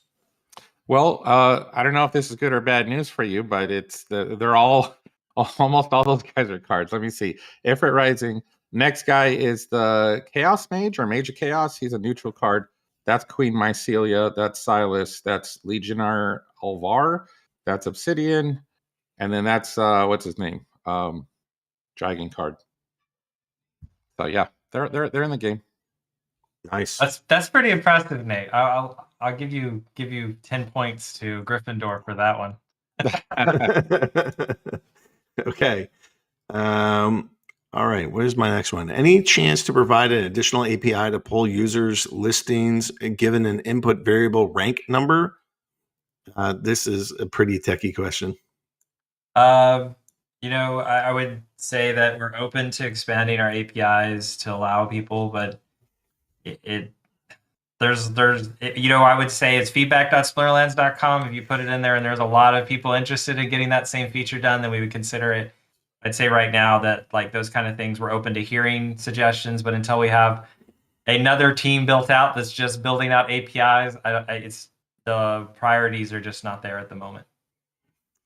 Cotterface is asking, you already said you don't want to comment on SPS relating to Warner partnership, but speaking in general, will SPS be connected in any way to the further expansion of games projects within Steam Monsters, or does SPS stay specifically within the Splinterlands game? So the problem with me answering this is that I haven't set up commercial terms with every single one of these organizations for every single one of the projects that we do. So I can't answer specifically, and so I have to answer vaguely. And when I answer vaguely, the answer is I want to do everything I can to make sure that we are incentivizing the people that hold the particularly the governance token, but potentially the other assets as well. And we want to incentivize them to not only hold them here, but also to be rewarded in the other projects that we do. So that is my intent. Whether or not I'm going to be able to do that in every single instance is not clear. I mean, I don't have a crystal ball. My magic 8-ball doesn't always answer me when I ask it. And so we have to figure out as we go, what will that actually look like? And when we work with partners, it's not just me and Matt saying, high five, let's do an airdrop. And this is how we'll do it. When we work with partners, it's, we have to come to consensus, and we have to consider not only how are we going to incentivize the players in our ecosystem, but in the case of Warner, how do we incentivize their fans that are pre-existing to come here? So there's a lot of give and take, and commercial terms aren't fully done, but the intent that we work with is always starting from the question of how do we get as much value back to our players as possible? That's where we start. And hopefully we won't let you down, but it's potential in any given one of these projects that we can't do it exactly the way that you want. And that's just the nature of this. Question, do we know yet if the Warner stuff is going to be utilizing the Hive blockchain? I think at this point, I think it's likely, but it's likely, not definitively yes. Question, why are we selling Waka Gold and regular separately on wax instead of something similar to what we did in-game? Random, regular, or gold foil. It could have been sold at the same price in a wax pack, pre-minted card with a chance of gold foil. There were all kinds of technical issues that went with that. So we went with, let's sell it as gold and regular. And actually thought it might be cool. This is really one of the only times in the history of Splinterlands where we've done something like that. So it's not the normal thing that we do. Hopefully you think it's kind of cool. But I understand not everybody will like it. I don't think that that's going to be the norm going forward. Can we please see what Splinter Brave ad looks like? Liam, you have anything handy for that? I don't have anything offhand, but if you DM me, I can get one too for sure. Yeah, Milden, please go buzz chatter. Merkster, do you think getting a 89 win streak is normal, or is this gained by using an exploit? I think if you're ranking up and you're at the right time of the season, it's actually pretty frequent where you're just plowing through noobs. Anybody else want to agree or disagree with that? So far, it's a loaded question, right? They're sort of saying, is our system, are we aware of an exploit where people can cheat in the game? We're not aware of any way that players can cheat.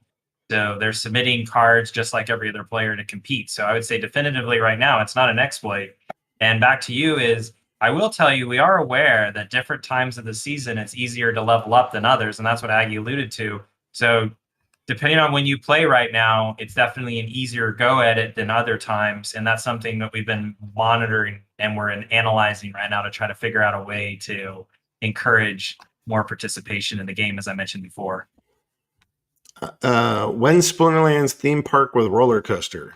I would love to make a Splinterlands. I think if Warner or some of our other big projects go well or land goes ballistic, I'll actually make that like a higher priority.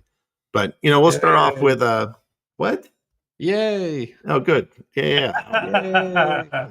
Hand up. But not yet. That is like I think we need much bigger dollars to be able to go do like to go make these Splinterlands.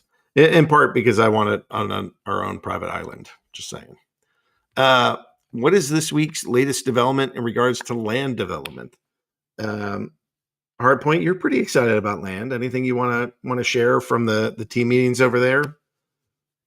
I think the biggest thing, I mentioned this in the land channel the other day, is that we've been actually kind of working on land this entire year, but it's been fits and starts because of other things and getting organized and growing.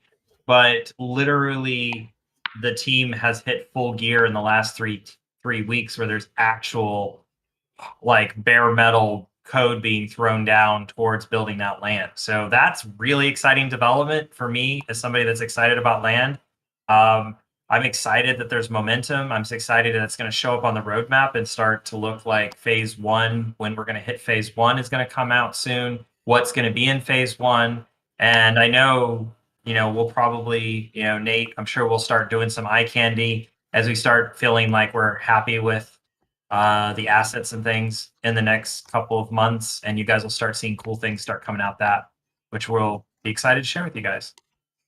Have you thought about releasing books based on Splinterlands lore? The fiction readers are a huge possible new user base.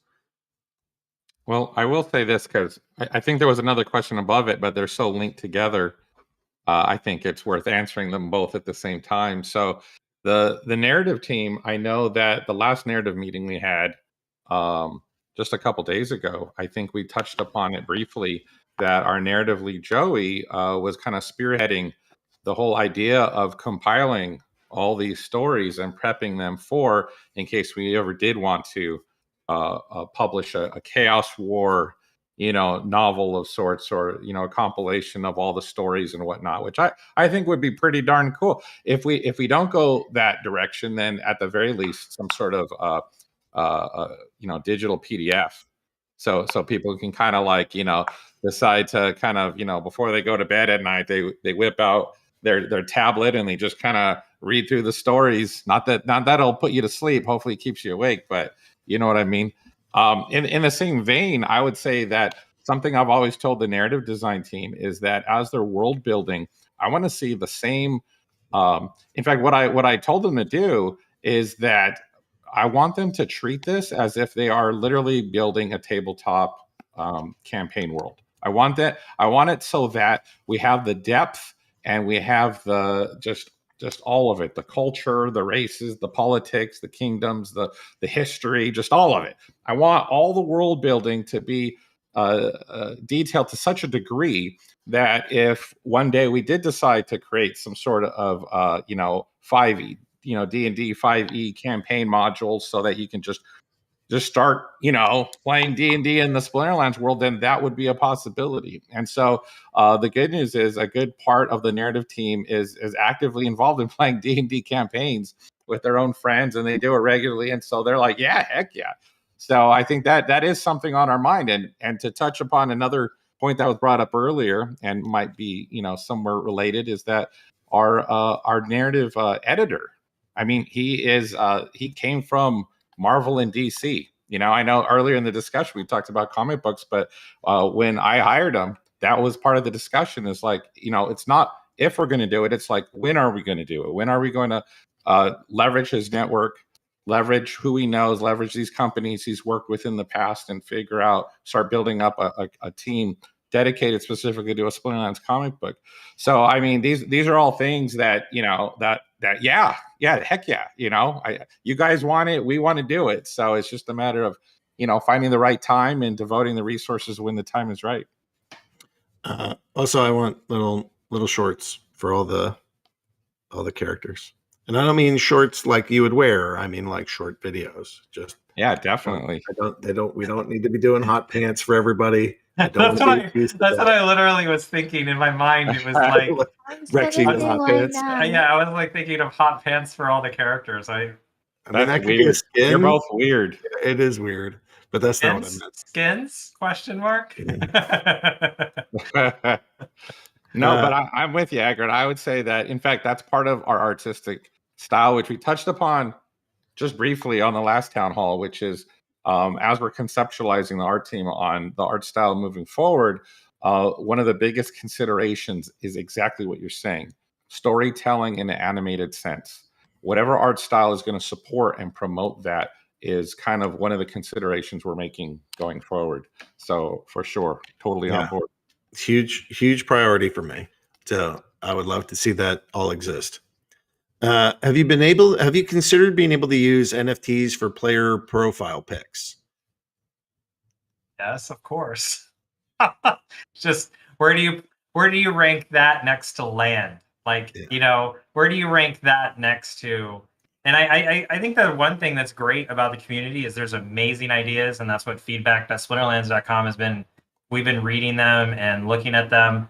But you guys got to realize, it's like, no matter how much we grow the team, and no matter how big creative gets, no matter how big dev gets, you guys will think of ideas faster in a sitting than we will be able to implement. And so we are constantly juggling, how do we add the most value to the community at any given point? And that's why we're making the hard decisions of what we are choosing to do to help the overall life and survivability of the game. It's not just that. For that question specifically, like internally, like I know on the creative side, we bounced around, brainstormed some ideas for the whole voucher store stuff and everything. And that's something that's always been mentioned, is like, hey, it would be cool to, just have avatars and change the avatars and add to the avatars we have and all that stuff. And I think my hesitancy stems from the fact that I'm really excited to treat the players as part of the world. And instead of choosing like a little avatar that's kind of pre-generated or said, hey, take an existing NFT, make that your avatar. I really, I don't know if we'll ever do it, but I would be excited at the prospect of, and I've mentioned this in the previous town halls, is letting players have that whole MMO experience where they actually create, oh, how long's my nose? Do I want to be an elf? Do I want to be orc? Whatever character they have, and it changes on the screen. Eventually they click save, and that is their avatar, because it represents their persona within this world, that we're building. And that's them. And that speaks to that story that's being published tomorrow, where you are in this world. This is you're a battle mage. And I know creatively speaking, I'd love to support that further as much as we can. So I guess we'll see where we end up. So the next question is, why selling Waka this cheap on Wax? It sold out in seconds for a higher price than now. Asked for at Wax. It's a bit of a punch in the face for anybody who bought during the in-game sale. Ron took a shot at the answer with the Wax price was announced at the same time. So people who paid more did so for the chance of getting it first. Anybody else want to chime in on that? Maybe Liam? Yeah, I mean, Biz actually was helping with the numbers, and so was Homestead too. But with a lot of the sale ongoing, it was kind of just like, hey guys, with SPS and the vouchers, the card price, I believe it ended up being about $1,700 for the regular sale, which is kind of why we aim to do that for the Wax sale as well. This time, the only difference is that the regular foil and the gold foil were split out. So those who wanted a gold foil were having to pay a bit more of a premium for it. And going back to the Wax stuff too, there's a lot of people asking kind of why we're selling on Wax instead of doing the full 1,000 on Splinterlands itself. And a lot of that comes down to just the contracts itself. The Waka team and everyone wants us to do 500 just to show off the other utility of the NFT, the more the fashion side and the Snapchat side of things there. So I think there was still definitely a lot of bumps for us to figure out for the next time. It was definitely a good learning experience, but for the price, it was really kind of based off the first half of the sale with how SPS and vouchers netted out. I mean, the one thing that I just heard chatter is that we didn't know it was going to sell out in 30 seconds. If we had thought it was, I mean, you guys are sitting here, hindsight's 2020. I think people are like, how come you priced it at this and you only released 500? Guys, honestly, I was sitting there talking to Matt about this and we're like, maybe it sells out in a couple of days. Maybe it sits there for a while. I don't know. And then I was in a meeting and then all of a sudden people are like, it's sold out. And I was like, what just happened? And so just so everybody's clear, we signed these contracts weeks in advance and we've been working on this project for a bit. Like there wasn't like we were scheming to basically hold out for people or set these prices the way we did. But the one thing I can tell you that's really interesting is that Splinterlands has been trying to keep its word. And when we announce something, we say, hey guys, this is what it's going to be. We're following through with that. And you know what's important about that? It shows you that we're not here just trying to rip your guys' chains. And we're like, oh, well, now that we know, Waka is worth 2,200. We should adjust all the prices up so Splinterlands or Waka team can make more money. We didn't do that, guys. Like this is us being consistent with our announcement and following through with it. It's not like we're sitting here trying to profiteer off of, oh my gosh, this is an incredibly valuable card. Yeah, thanks. That's so true. When are more tournaments being dropped? Thanks for all the work you've been putting in, Weirdbeard. Yeah, we're probably gonna have to go do another session. So maybe Friday. You want to do that Friday? Yeah, Thursday or Friday. New tournaments are going to go up, and they are going up. Be very excited. I appreciate you guys thinking that we're doing hard work, but it's all for the community. So anything that I'm doing is not nearly enough for you guys. Oh. Are we planning to add more utility to SPS tokens? Yes. Such as faster ECR regen, the more SPS staked. That's not the next on the list, but possibly impact on land resource gathering or our developments in the background. Yeah, I mean, this is the main piece to get started is a validator node, and then we build up off of that. So stay tuned for that, because that's really the basis of the voting, and then the voting lets us get into more things. So that's happening. With the SPS airdrop coming to a close in the coming months, could you talk to any future SBT use cases outside of the SPL NFTs that currently and continue to be minted? Yeah, you guys should assume that those are just collectibles. And if we ever do utility, it is a wild, out of left field, wondrous thing that happened. It doesn't get tons of love. It's enough. We want to get some collectability. We want to make sure that there's some cool stuff. But I wouldn't necessarily count on utility. It may one day happen, but don't bet the farm on that. Let's see. I got a question down here at 543. What do you think about Zyvax Vool and rechargeability in general? Anybody want to answer that? Crickets? Matt? Where's Matt when you need him? We'll point at the Matt. Lore book would be awesome. All right. I think that's it for questions. So we're going to get to end a couple minutes early here, but whatever. Let me scroll down. All right. So my biz is saying, well, Uriel is great with recharge. Nobody likes recharge, apparently. There's a bunch of different things. And yeah, Byzantinist is answering the math on that card, some of it being up and some of it being down. And it's like the wax regular versus the wax gold foils. Okay. So what do I want to say? I want to say thank you to our community. The only reason that we get to do this full time and build games is because you guys are here and you buy packs and you hang out with us in Discord and you tell friends to play and you stake our tokens and you battle it out. And we wouldn't be here if you guys weren't doing all that. So thank you to the community. Thank you to our, thank you to the guys that are out here day in, day out, grinding away, battling away, solving puzzles, talking smack, trading cards, and being part of our community. I am blessed to work with an incredibly talented staff and employees, but it's like they're just team members. Matt's real big goal for this is that we just feel like a bunch of people working on a game. I think Matt and I are both of the idea that, like, if this feels completely corporate, we might as well just hang ourselves. That's not what we want this to be. We want this to feel like, you are not employee 93. Here's your ID card. We want everybody to be like, I'm an artist. I spend all day doing this. I'm making this stuff because I love it.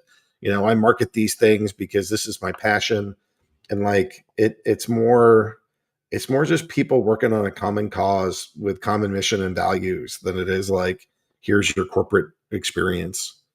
I'm so excited to go work with Jillian. She's awesome. That team is awesome. Warner's an impressive company. They have an amazing roster of artists, and I feel like there's so much opportunity for us there. And if we hadn't done it, as Matt likes to point out, somebody else likely would have, and then we wouldn't have had the opportunity to influence it. I think that there are more things like this coming our way. We're a pretty well-known business, and there's lots of people excited about us.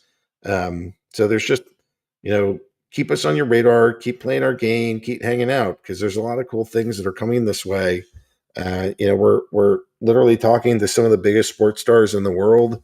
They heard about how Waka did, and now there's other opportunities as well.